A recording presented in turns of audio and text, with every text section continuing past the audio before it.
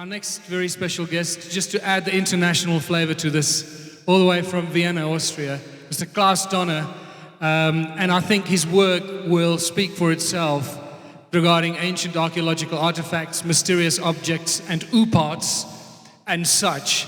Without further ado, the wonderful Klaus Dona.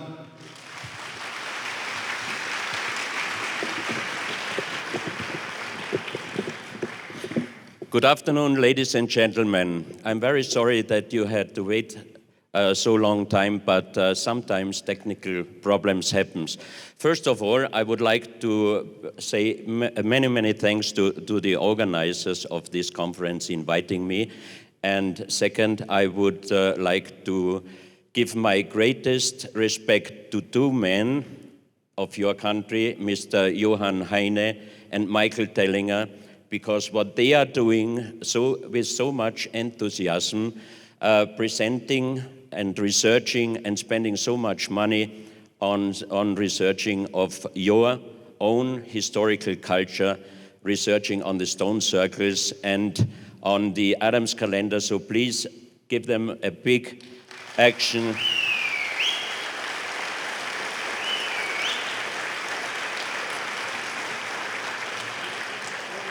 I think it would be better for many governments to spend more money on archaeological researches than in spending money in war and in armors. Maybe make Johann stand up. Johann, please stand up. Johann Heine, just take a bow. Please stand up, sir. Johann Heine, everybody. And please help them to go ahead, because I'm quite sure that these researches will go very soon all over the world, around the world. It is a real great sensation, and I had the opportunity to see some of those circles, and I have to say it's wonderful. I start my presentation with some speeches which I found in the internet, and I loved it. There is no mystery about who built the Great Pyramid or what the methods of construction were, and the Sphinx shows no signs of water damage. There were no humans in the Americas before 20,000 BC, and I can prove there were humans there at least 400,000 years ago. The first civilization dates back no further than 6,000 BC. This is a great joke.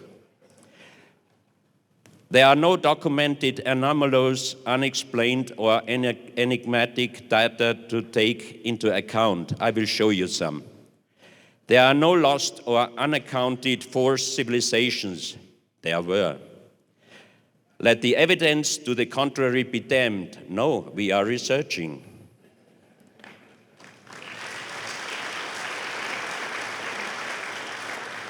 I do not fight against the scientists, but I think they should open their eyes and they should research on some of our findings. I think they might find out many strange things.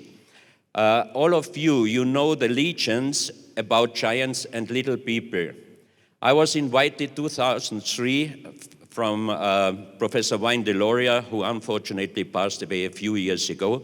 He was the most famous North American Indian. He took rights against the government for his indigenous people, and he was a great researcher. He invited me to a 3-day meeting with 15 elders of the big North American tribes, and the 3-day meeting was about giants and little people. Until this meeting, I had never any experience or data or facts about giants and little people. But after that meeting, it really started, and I was very much shocked about some of the findings. You see here, on your right side, a normal human man with about 180 centimeters, and next to him, you see skeletons where we found documents or stories or legends about giants. The one before the last one on the left side is about 7.60 meters. I got the information that Father Carlos Crespi in the 1962 was called by people from Ecuador from a mountainside because a heavy storm brought down a part of a platform, and they found a lot of destroyed bones. And as they didn't know what kind of bones these are, they called Father Carlos Vaca, who was working in a hospital, and he recognized that these bones are from a human. But he also found out that this skeleton must have been the size of 7.6 meters. Here you see Professor J.J. Hertag, an American researcher, in front of the big human footstep in your own country. So that means giants also lived in South America. In South Africa. Here you can see a photo with some of the bones. Father Vaca recognized some of the bones and he described them. When I found the family, because he passed away just 1 month before I could find his niece, she allowed me to bring some of the bones with me to Vienna, and we had several researches in Vienna. This is a part of the skull, and it must be so old because some of the parts of this bone were already crystallized. This is one of the bones I brought with me, and it was identified by several scientists as a human heel bone. But the professor of anatomy of the Vienna University, he checked the bones, and finally he said, I cannot believe it. It looks definitely 100% like a human heel bone, but it is impossible because it is at least 5 times bigger. Next day, he visited me again, and he brought some of the human bones, real human bones, with him, and he compared it, and definitely he said, still it's impossible for me, but these are definitely human bones. The skeleton was 7.6 meters in size. This is another side of the bone. Here you have a part of the nose bone, also 5 times bigger. And that's a so-called os occipitale under the skull bone, which makes us able to turn the head. It's again 5 times bigger. We found old documents from a Spanish historian. He was half Inca and half Spanish. He was writing in 1576. Today we found several human skeletons at the coast of Esmeraldas in Ecuador, and they were all 5 times bigger than we were. At this time, a Spanish man had the size of about 150 centimeters. He was just a little bit smaller than me. In the Museum de las Culturas Aborigines in Cuenca, we found these eggs.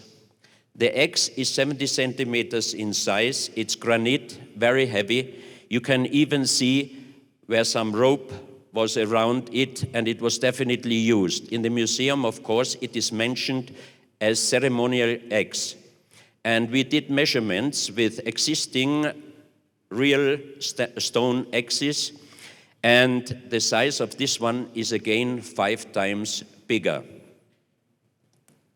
This is another big, like this size, stone axe, also in the same museum. And this is another one like this size. So that means a 70 centimeter stone axe wouldn't have been able to use for a normal human to use it or to handle it. But for a man with a size of 7.5, 7.6 meters, it would have been definitely possible. When I had the exhibition Unsolved Mysteries in Switzerland, we did a model of a 7.6 meter skeleton, which you can see part of it here.